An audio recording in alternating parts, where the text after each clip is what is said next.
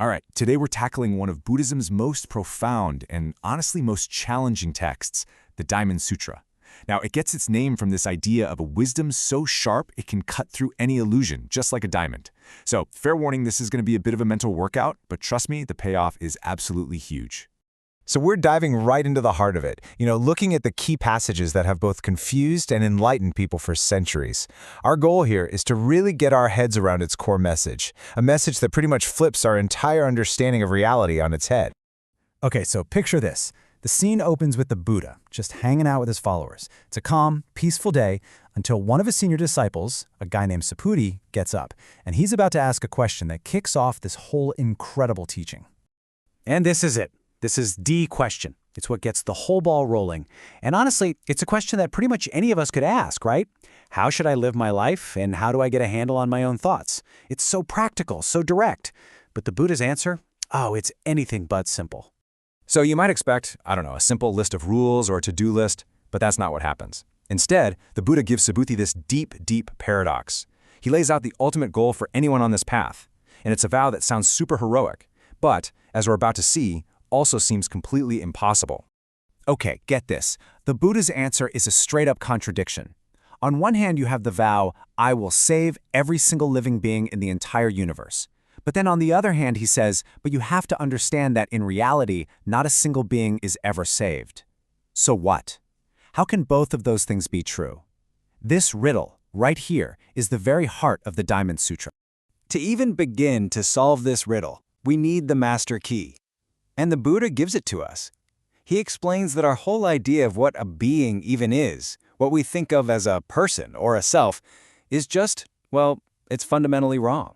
And here it is. This is one of the most famous lines in all of Buddhist literature. All that has a form is illusory. What does that even mean?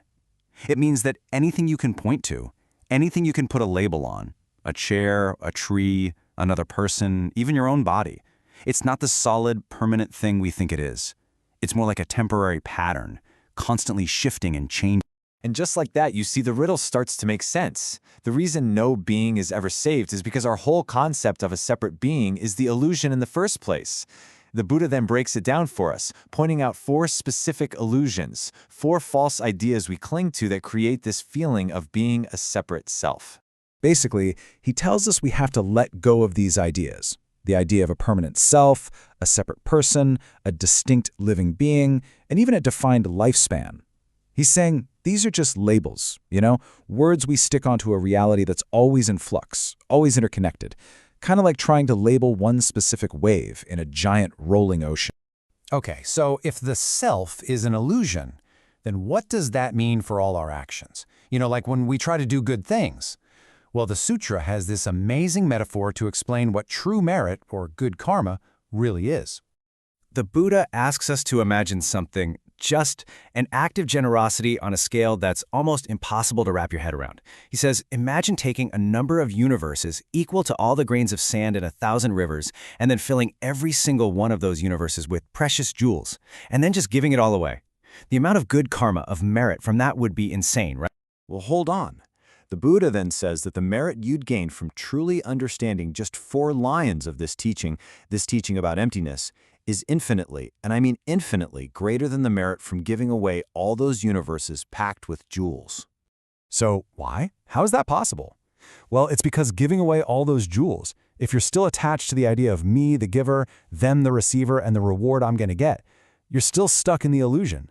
That's a limited act. But understanding emptiness, that's an act of limitless wisdom. It actually frees your mind, and that's a reward that has no end. All right, now we get to the ultimate test of this idea. If all forms are illusory, tables, trees, even our own selves, then what about the most respected form of all?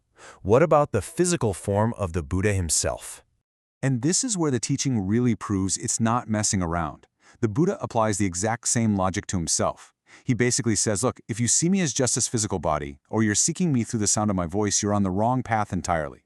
You can't truly see the Buddha that way. You'd just be chasing an illusion, not the truth that the illusion is pointing to.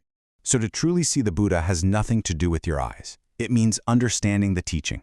It means having that aha moment where you realize for yourself the very truth he's talking about. that all forms are empty of any separate, permanent self. True sight is an insight, not a physical sight. The whole sutra wraps up with this beautiful, really famous poem that kind of summarizes everything we've been talking about. It gives us 6 powerful images to help us remember just how fleeting and dreamlike our world really is. It goes something like this. So you should view all of the fleeting world like a dream, a phantom, a bubble, a shadow, like a drop of dew or a flash of lightning. Every single one of those images points to the exact same truth. Our experience is real, it's beautiful, but it's also incredibly temporary, and it's over in a flash. And that leaves us with the big question, doesn't it? If this is all just a dream, how should we choose to live in it? Because, and this is crucial, this is not a call to do nothing. The sutra actually commands us to act with enormous compassion, to go out and save all those beings, all while knowing that it's all dreamlike. It's asking us to live our lives fully, to act with incredible kindness, but to do it without getting attached to the illusions of me and you. It's a paradox, and it's one we're left to figure out how to live.